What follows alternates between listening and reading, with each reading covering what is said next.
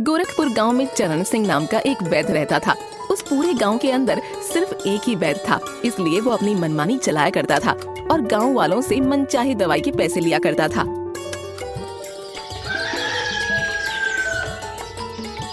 एक दिन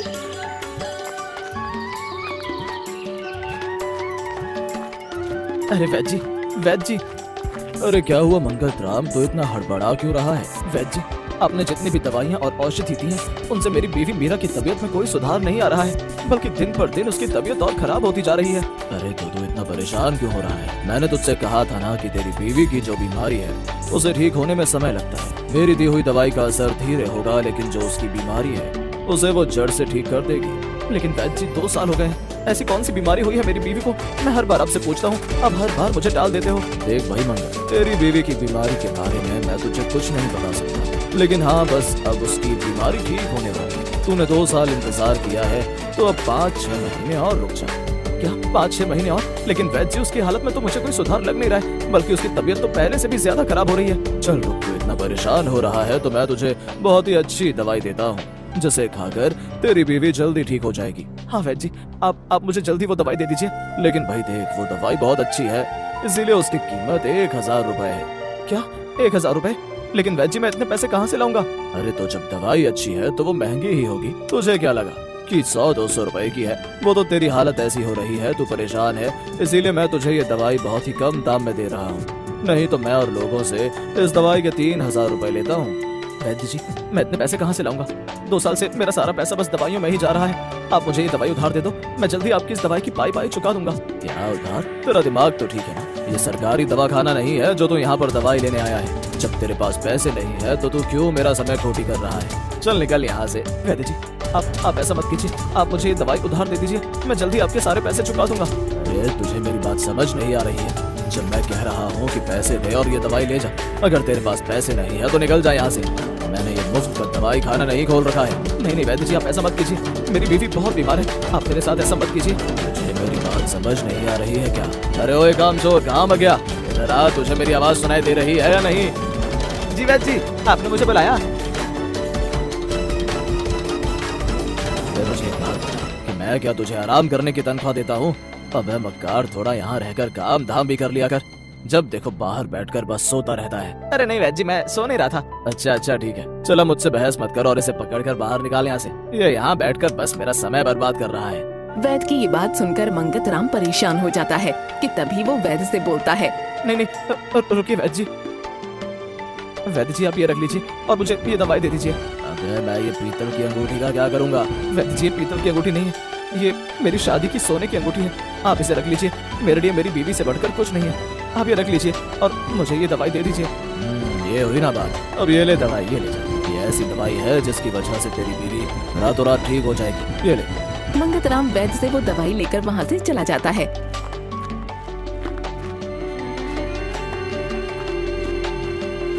कि तभी रामू वैद्य से बोलता है, अरे वैद्य जी, वो दवाई आपने उस मंगत राम को दे दी, वो तो 100 रुपए की भी नहीं है, और आपने उसके बदले में उससे ये सोने की अंगूठी ले ली। ये तो आपने उस गरीब के साथ सही नहीं किया। अबे चुप कर, तुझे बड़ा उस पर तरस आ रहा है। अगर इतना ही है तो तू ही उसके पैसे दे दे।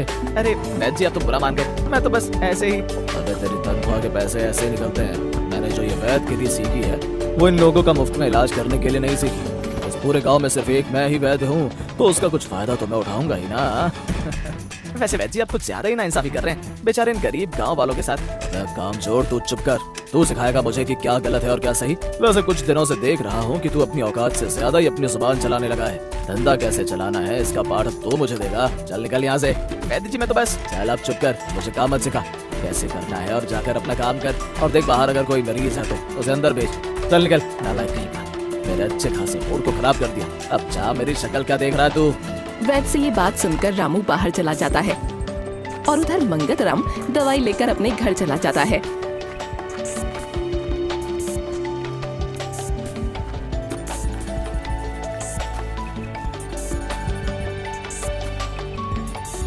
अरे आप कहाँ गए थे? बड़ी देर हो गई आज आपको आने में। अरे मीरा, मैं खेतों से सीधा वैद्य जी के पास तुम्हारी ये दवाई लेने गया था, और पता है वैद्य ने कहा है कि अब ये दवाई खाकर तुम जल्दी ठीक हो जाओगी। अजी, अब आप रहने दीजिए। अब आप कब तक मुझे ऐसे ही रोज रोज झूठे दिलासे देते रहोगे? वैसे भी 2 साल हो गए मेरी इस बीमारी को। अब तो बस भगवान जी मुझे उठा लें। मैं तो तुम पर बोझ बन गई हूँ। चुप करो, और हाँ, ये मरने की बात मुझसे दोबारा मत करना। हाँ जी, मैं सही कह रही हूँ। न जाने कब तक वो वैद आपको ऐसे ही मेरी वजह से लूटता रहेगा। वो कभी भी हम गरीबों पर तरस नहीं खाता है।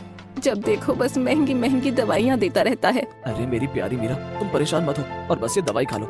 मंगतराम मीरा को दवाई देता है और मीरा वो दवा खा लेती है। मीरा, अब तुमने दवाई खा ली है, तुम अब आराम करो। नहीं जी, मैंने दवा खा ली है। मैं थोड़ा घर का काम कर लेती हूँ। आप भी रोज रोज खेतों से काम करके आके ये घर का सारा काम करते हो, फिर खाना भी बनाते हो। मैं आपको ऐसे नहीं देख सकती हूँ। अरे मीरा, तुम ये कैसी बातें कर रही हो? तुम आराम करो, वैसे भी तुम्हारी तबीयत ठीक नहीं है। ये काम करके मैं तुमको और बीमार नहीं करना चाहता हूँ। तुम बस अब चुपचाप से आराम करो। मुझे माफ कर दीजिए, मेरी वजह से आपको कितनी परेशानियों का सामना करना पड़ रहा है। अरे तुम परेशान मत हो, मैं जब बीमार होता हूँ तो तुम भी तो मेरी देखभाल करती हो। तो फिर अब जब तुम बीमार हो तो मेरा भी तो फर्ज बनता है ना कि मैं तुम्हारी देखभाल करूँ।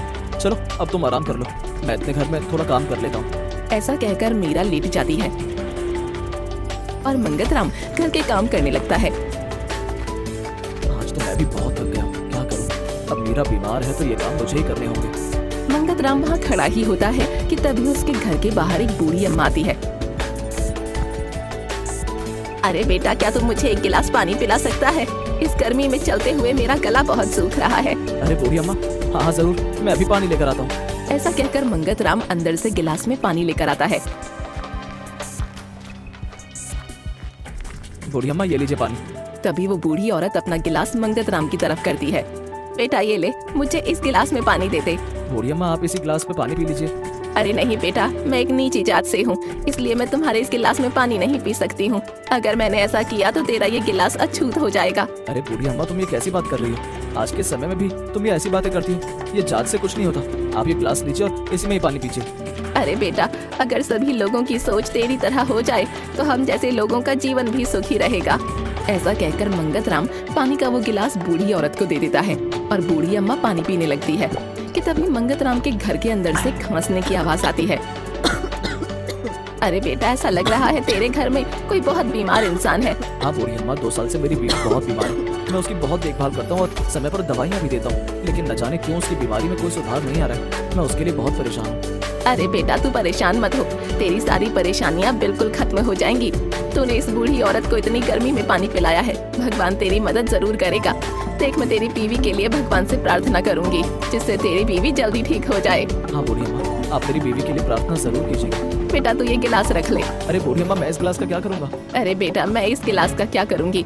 मैं तो रास्ते में आ रही थी तो मुझे ये गिलास वहाँ पड़ा हुआ मिला। बेटा मेरे पास तुझे देने के लिए कुछ नहीं है, तू यही रख ले। ऐसा कहकर वो बूढ़ी अम्मा वहाँ से चली जाती है। अरे बहुत देर हो गई, अब अंदर जाकर खाना बना लेता हूँ। मंगतराम जब ये सब बोल ही रहा होता है तभी अंदर से मीरा के जोर जोर से खांसने की आवाज आती है। अरे ये तो मीरा के खांसने की आवाज है। मंगतराम जल्दी जल्दी अंदर जाता है। अरे मीरा, क्या हुआ तुम्हें? तुम ऐसे खांस क्यों रही हो? अरे पता नहीं जी, एकदम से बहुत तेज खांसी हो रही है।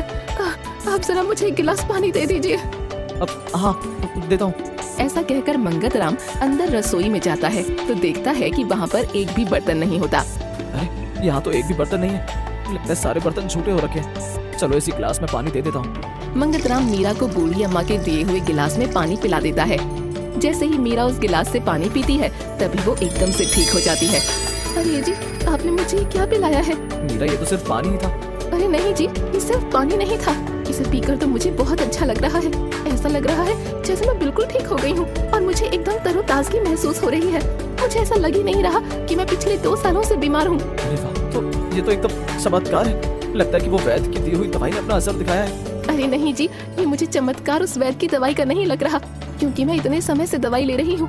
मुझे तो आज तक ऐसा कभी भी महसूस नहीं हुआ, लेकिन आज जब ये पानी पिया तो मैं एकदम से बहुत अच्छा महसूस कर रही हूँ। अरे हाँ मीरा, मैं अब समझा कि ये सब कैसे हुआ। अरे मेरी मीरा, ये सब इस गिलास का कमाल है। क्या गिलास? लेकिन ये गिलास तो एक साधारण सा गिलास ही है। मंगतराम मीरा को सब कुछ बता देता है। हे भगवान, तेरा बहुत बहुत शुक्रिया। ए जी, आज जो भी हुआ ये सब आपकी दुआओं का असर है। भगवान ने आपकी सुन ली। देखिए जी, लगता है कि तभी भगवान ने उन बूढ़ी अम्मा को हमारे घर भेजा। हाँ मीरा, तुम सही कह रही हो। ए जी, मैं सोच रही थी क्यों ना हम गांव के बीमार लोगों को भी इस गिलास से पानी पिलाकर ठीक कर दें। अरे हाँ मीरा, तुम ये सही कह रही हो। अब जब भगवान जी ने हमें ये मौका दिया है तो क्यों ना हम इससे बेचारे जरूरतमंद लोगों की मदद करें। हाँ जी, आप सही कह रहे हैं। शायद भगवान जी ने इस नेक काम को करने के लिए हमें ही चुना है, इसीलिए तो वो बूढ़ी अम्मा सिर्फ हमारे ही घर में आई।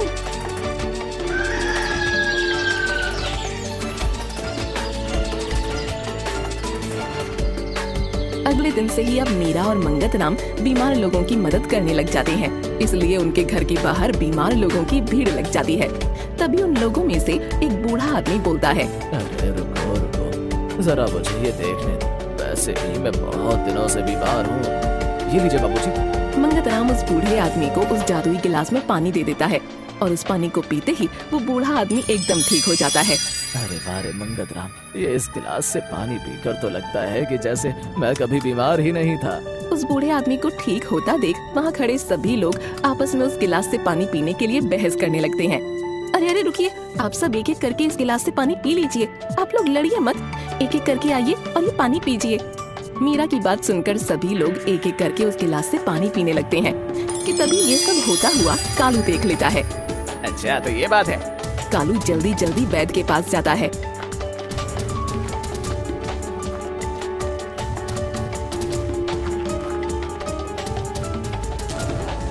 अरे वैद्य जी, क्या बात है, अकेले बैठे बैठे मक्खी मार रहे हो? क्यों कोई मरीज आज आपसे दवाई लेने नहीं आया क्या? अरे बताइए, वैसे आप ऐसे खाली बैठकर मक्खी मारते हुए अच्छे नहीं लग रहे। अगर ऐसा रहा तो मुझे तो लग रहा है कि आपका ये दवा खाना जल्दी बंद हो जाएगा। जैसा तेरा रंग वैसे ही तेरा दिमाग, कभी अच्छा नहीं बोल जाता है, जब देखो हमेशा उल्टा ही बोलता है। दिन भर तो खुद कोई काम धंधा करता नहीं और दूसरों के काम में नजर लगाता रहता है। अरे वैद्य जी, आप तो नाराज हो गए। वो तो आप ऐसे बैठकर मक्खियां मार रहे थे तो इसीलिए मैंने आपसे पूछ लिया। अबे जब एक भी मरीज नहीं आया तो क्या बैठकर मक्खियां मारूंगा ना, घुंघरू बांध कर नाचूंगा थोड़ी। अरे वैद्य जी, आप भी ना क्या बात करते हैं, मैं तो बस ऐसे ही। अरे कालू, कहीं ऐसा तो नहीं कि मेरी नकली दवाइयों को खाकर कहीं ये गांव वाले मर तो नहीं गए? कहीं मेरी वजह से ये गांव शमशान तो नहीं बन गया ना? राम राम राम राम, आग लगे मेरी इस जुबान को। अरे ओए सुन, मैं यहाँ बैठकर मक्खियां मार रहा हूँ, ये देखने से अच्छा है तो एक बार गाँव में जाकर देख कि आज यहाँ पर एक भी मरीज क्यों नहीं आया है। अरे वैद्य जी, मैं यही बताने के लिए तो आपके पास आया था, लेकिन आप हो कि मेरी बात सुनते ही नहीं और उल्टा मुझे ही सुना रहे हो। अरे अरे मेरे प्यारे कालू, तो गुस्सा क्यों है? चल बता आखिर माजरा क्या है? क्यों कोई भी मरीज आज मेरे इस दवा खाने से दवाई लेने नहीं आया? अरे वैद्य जी, आपके पास तो गांव की हर खबर होती है, फिर भी आपको ये इतनी बड़ी बात नहीं पता? उल्लू के पट्टे, मेरा मतलब अब कालू बेटा, अगर मुझे ये सब पता होता तो मैं तुमसे क्यों पूछता? अरे सुना है कि वो मंगत राम है ना? अरे कौन कौन? अरे वैद्य जी, वही जिसकी बीवी 2 साल से बीमार है और उसका पति मंगत राम आपसे दवाई लेने आता है। वो दोनों पति पत्नी गांव के बीमार लोगों को पानी पिला पिला कर ठीक कर रहे हैं। क्या पानी पिलाकर? अबे तू क्या बकवास कर रहा है? कुछ नशा वशा तो नहीं करके आया ना तू?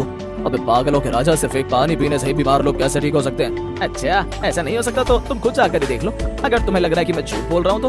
अबे अगर इस बारे में मुझे पता होता तो क्या मैं इस काम को करने के लिए देरी करता? ठीक है, मैं तुम्हें अपने साथ वहाँ लेकर चलता हूँ, लेकिन वहाँ जाने के लिए तो मुझे कुछ, मेरा मतलब है कि मैंने बहुत दिनों से हर एक नोट नहीं देखे हैं, तो मतलब तुम अगर। चले पकड़, तो अपनी जेब में पहले पैसे भर रखा लिए।